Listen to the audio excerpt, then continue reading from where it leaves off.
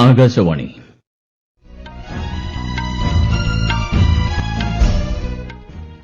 നമസ്കാരം. വാർത്തകൾ വായിക്കുന്നത് ഗോപകുമാർ.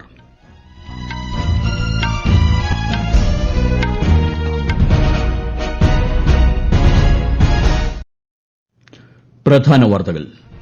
പ്രധാനമന്ത്രി നരേന്ദ്രമോദി ഇന്ന് ദാമൻ ദിയു ദാദ്ര നാഗർ ഹാവേലിയിൽ 2587 കോടി രൂപയുടെ വികസന പദ്ധതികൾക്ക് തുടക്കം കുറിക്കും. 2027ഓടെ രാജ്യത്തെ ജനൌഷധി കേന്ദ്രങ്ങളുടെ എണ്ണം 25,000 ആക്കി ഉയർത്തുമെന്ന് കേന്ദ്ര ആരോഗ്യമന്ത്രി ജെ.പി. നദ്ദ. ദ്വിരാഷ്ട്ര പര്യടനം തുടരുന്ന വിദേശകാര്യമന്ത്രി S. Jaishankar Irish president Michael D ഹിഗിൻസുമായി കൂടിക്കാഴ്ച നടത്തി.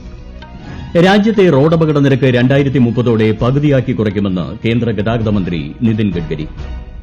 മലപ്പുറം താനൂരിൽ നിന്നും കാണാതായ പെൺകുട്ടികളെ പൂനെയിൽ നിന്നും കണ്ടെത്തി.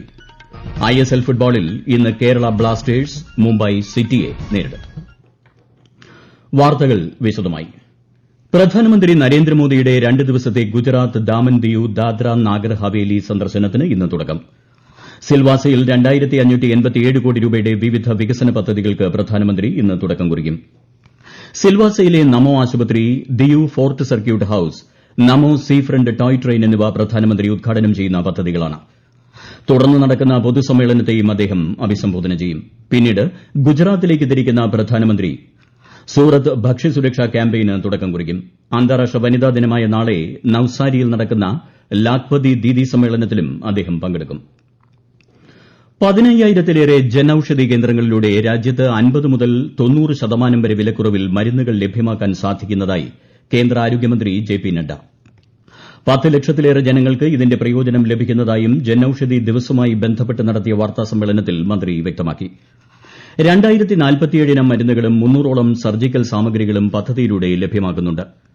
2027ഓടെ രാജ്യത്തെ ജനൌഷധി കേന്ദ്രങ്ങളുടെ എണ്ണം 25,000 ആക്കി ഉയർത്തുമെന്നും ജെ.പി. നദ്ദ പറഞ്ഞു. With over 15,000 Jan Aushadhi Kendras across India, the initiative serves 1 million people daily, offering medicines at 50% to 90% lower prices. This has resulted in 30,000 crore of savings, easing medical expenses of countless families. The extensive portfolio includes 2,047 medicines and 300 surgical items covering diverse therapeutic needs. പ്രധാനമന്ത്രി ഭാരതീയ ജനൌഷധി പരിയോജനയെക്കുറിച്ച് അറിവ് പകരുന്നതിനും generic മരുന്നുകളുടെ ഉപയോഗം പ്രോത്സാഹിപ്പിക്കുന്നതിനുമാണ് എല്ലാ വർഷവും March 7 Jan Aushadhi ദിവസായി ആഘോഷിക്കുന്നത്. കുറഞ്ഞ ചെലവിൽ മരുന്നുകൾ ജനങ്ങൾക്ക് ഉറപ്പുവരുത്തുന്നതാണ് ഈ പദ്ധതി. ₹1 നിരക്കിൽ സാനിറ്ററി പാഡുകൾ ലഭ്യമാക്കുന്ന സുവിധ സാനിറ്ററി നാപ്കിൻ സംരംഭവും ഇതിലൂടെ നടപ്പാക്കിയിട്ടുണ്ട്. ഗുണനിലവാരമുള്ള മരുന്നുകൾ താങ്ങാവുന്ന വിലയിൽ ജനങ്ങൾക്ക് ലഭ്യമാക്കി ആരോഗ്യമുള്ള ഇന്ത്യയെ കെട്ടിപ്പടുക്കാനുള്ള കേന്ദ്ര സർക്കാരിന്റെ പ്രതിബദ്ധതയാണ് ജനൌഷധി സംരംഭത്തിൽ പ്രതിഫലിക്കുന്നതെന്ന് പ്രധാനമന്ത്രി നരേന്ദ്രമോദി പറഞ്ഞു. ഇന്ത്യയുടെ ജനൌഷധി കേന്ദ്രങ്ങൾ ലോകത്തിന് തന്നെ മാതൃകയാണെന്നും പ്രധാനമന്ത്രി അഭിപ്രായപ്പെട്ടു. റോഡപകടങ്ങൾ 2030ഓടെ പകുതിയാക്കി കുറയ്ക്കുകയാണ് കേന്ദ്ര സർക്കാരിന്റെ ലക്ഷ്യമെന്ന് കേന്ദ്ര ഗതാഗത മന്ത്രി നിതിൻ ഗഡ്കരി. രാജ്യത്തെ റോഡ് സുരക്ഷാ ക്രമീകരണങ്ങൾ അടിയന്തരമായി മെച്ചപ്പെടുത്തേണ്ടതുണ്ടെന്നും ന്യൂഡൽഹിയിൽ ഗ്ലോബൽ റോഡ് ഇൻഫ്രാടെക് സമ്മേളനത്തെ അഭിസംബോധന ചെയ്ത് അദ്ദേഹം പറഞ്ഞു. റോഡ് നിർമ്മാണത്തിനായി സുസ്ഥിരവും പുനരുപയോഗ സാധ്യവുമായ പദാർത്ഥങ്ങളുടെ ഉപയോഗം ഉറപ്പുവരുത്തണം. രാജ്യത്തെ റോഡപകട മരണങ്ങൾ ബഹുഭൂരിപക്ഷവും സംഭവിക്കുന്നത് 18-നും 45-നും ഇടയിൽ പ്രായമുള്ളവരിലാണെന്നും ഇരുചക്ര വാഹനക്കാരും കാൽനട യാത്രക്കാരുമാണ് അപകടങ്ങളുടെ പ്രധാന ഇരകളെന്നും മന്ത്രി പറഞ്ഞു. ഇത് രാജ്യത്തിന്റെ ആഭ്യന്തര ഉത്പാദനത്തിൽ 3% നഷ്ടത്തിന് കാരണമാകുന്നതായും ശ്രീ ഗഡ്കരി വ്യക്തമാക്കി. 2027ഓടെ ഇന്ത്യയെ മൂന്നാമത്തെ വലിയ സാമ്പത്തിക ശക്തിയാക്കി മാറ്റാൻ നരേന്ദ്രമോദി സർക്കാരിന് സാധിക്കുമെന്ന് കേന്ദ്ര ആഭ്യന്തരമന്ത്രി അമിത്ഷാ. തമിഴ്നാട്ടിലെ തക്കോലത്ത് സിഐഎസ്എഫിന്റെ 56ാമത് സ്ഥാപക ദിനാഘോഷത്തിൽ സംസാരിക്കുകയായിരുന്നു കേന്ദ്രമന്ത്രി. രാജ്യവികസനത്തിനും രാജ്യത്തെ ജനങ്ങളെ സംരക്ഷിക്കുന്നതിനും സിഐഎസ്എഫ് നിർണായക സംഭാവന നൽകുന്നതായും അദ്ദേഹം പറഞ്ഞു. രാജ്യത്തെ 250 തുറമുഖങ്ങളുടെ സംരക്ഷണം സിഐഎസ്എഫിനെ ഏൽപ്പിക്കുമെന്നും ശ്രീ അമിത്ഷാ വ്യക്തമാക്കി. मैंने 127 सीआईएसएफ के बलिदानी जवानों का स्मारक पर उनको श्रद्धांजलि दी है। 127 जवानों ने अलग अलग हिस्सों में सुरक्षा का काम करते हुए अपना सर्वोच्च बलिदान दिया है। मैं इस सभी के परिवारजनों को भी ये कहना चाहता हूं कि आपके परिवारजन के बलिदान के कारण ही आज देश उन्नत मस्तक के साथ दुनिया के सामने खड़ा है। വിദേശകാര്യമന്ത്രി S Jaishankar Irish president Michael D ഹിഗിൻസുമായി കൂടിക്കാഴ്ച നടത്തി. ഇന്ത്യ അയർലന്റ് ബന്ധം ശക്തിപ്പെടുത്തുന്നത് സംബന്ധിച്ച് ചർച്ച നടന്നതായി ശ്രീ ജയശങ്കർ സമൂഹമാധ്യമത്തിൽ കുറിച്ചു.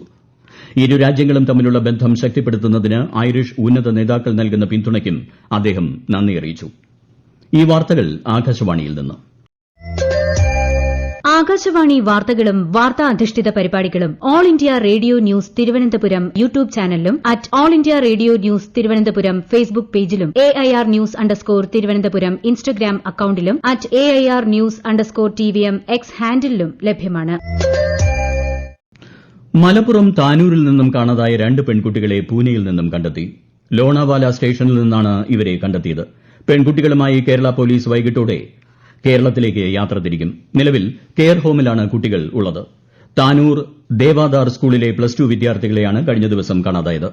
ഫോൺ ലൊക്കേഷനും സിം വിവരങ്ങളുമാണ് അന്വേഷണത്തിൽ നിർണായകമായതെന്ന് മലപ്പുറം SP R വിശ്വനാഥ് പറഞ്ഞു.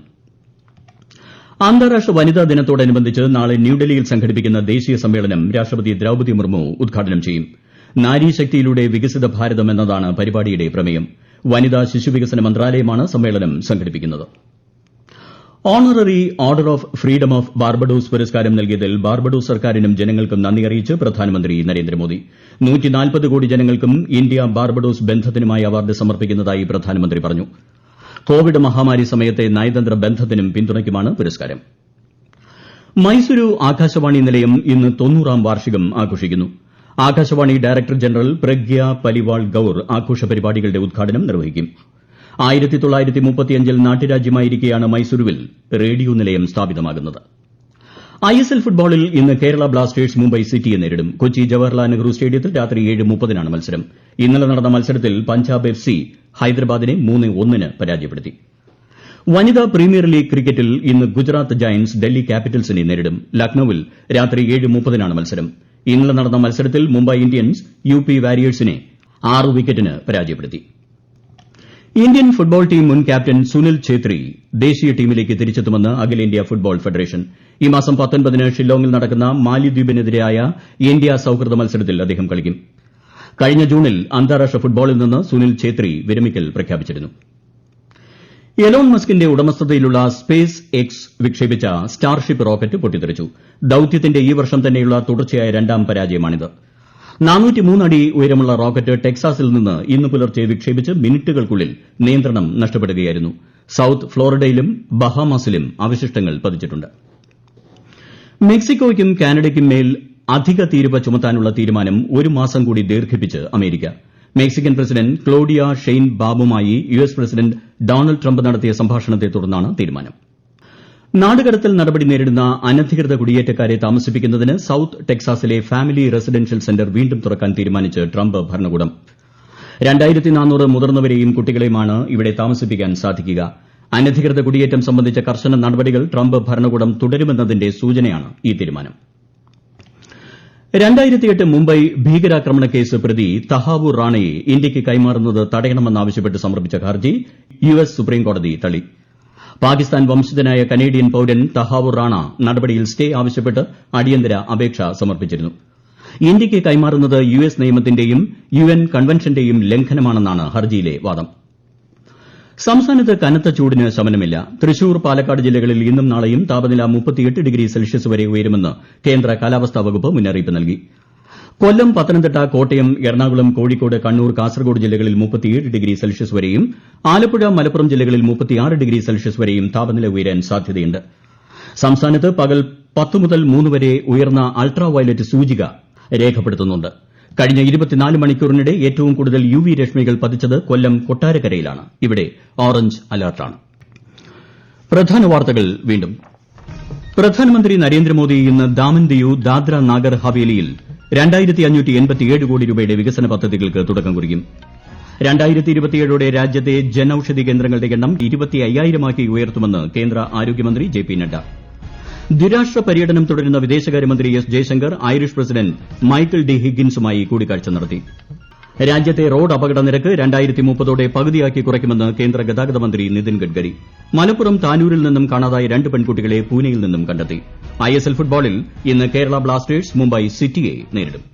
വാർത്തകൾ കഴിഞ്ഞു. അടുത്ത വാർത്താ പ്രക്ഷേപണം വൈകിട്ട് 6:30.